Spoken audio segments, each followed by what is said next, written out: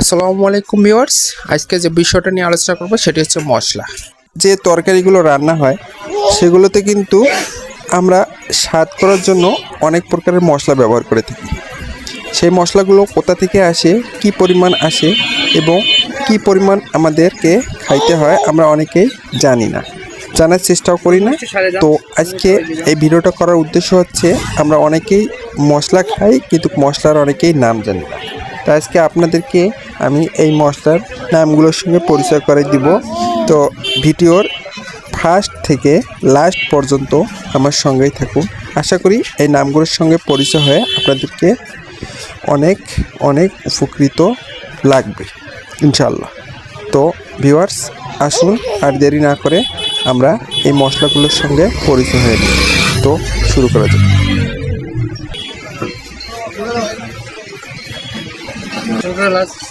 ভাই এটার নাম কি?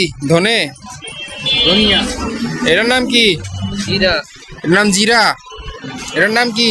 ফিরিঙ্গি, ফিরিঙ্গি, ছোট এলাচ, গম, কালো জিরা, কালো জিরা, এটার নাম কি? গোলমরিচ, গোলমরিচ, এটা তো কালো জিরা, দারচিনি, এটা হচ্ছে ডালচিনি, লং, হলুদ, বাদাম, লং, এটা হচ্ছে লং, ছোট এলাচ, বড় এলাচ, এটা বড় এলাচ না? ওটা কি? ওইটা মরিচের গুঁড়া, মরিচের গুঁড়া, ওটা শুটকি, আর হলো শাকসবজির বীজ।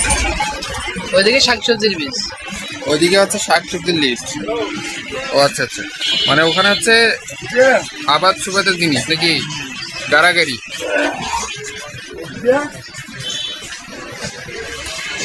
যাই হোক, আপনার সাথে পরিচয় অনেক ভালো লাগলো। তো আমাদের প্রতিটি ঘরেই কম বেশি মশলা দিয়ে রান্না হয়। তো এই মশলা দিয়ে রান্নার পিছনে যে অনেক প্রকারের মেহনত করতে হয় সেটা আমরা অনেকেই জানি না, আর আমাদের অনেকেরই অজানা।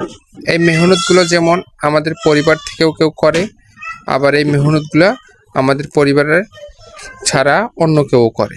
তাই এই মেহনতগুলো আমাদের নিজে থেকেই চলে আসে। যেমন মনে করেন যে আমাদের ফ্যামিলিতে যারা রান্না করে, যেমন আপনাদের মা বোন যারাই রান্না করুক না কেন, তাদেরকে আগে কি করতে হয়, এই মশলাগুলো আগে বেটে নিতে হয়। বেটে নিয়ে তরকারিতে দেওয়ার পর তারা তরকারিতে যে স্বাদ পায়, যে স্বাদ করে, সেটাই কিন্তু আপনারা খান।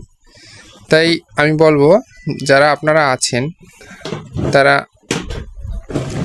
এই মশলা গুণগত মানের দেখে কিনবেন, যাতে এই মশলাগুলো ভালো হয়। অনেক কিন্তু বাজারে অনেক প্রকারের মশলা পাওয়া যায়, সেগুলো গুণগত মানের নয়, 2 নম্বর হয়।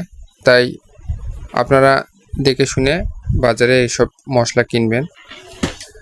তো ভিডিও দেওয়ার উদ্দেশ্য এই যে আমরা যারা প্রতিনিয়ত বাজার খরচ করি তারা কিন্তু অনেকেই জানি না যে আমাদেরকে কি ধরনের মশলা দিচ্ছে। অনেক মশলা ডুপ্লিকেট মশলা থাকে, অনেক মশলা ভেজাল মশলা থাকে।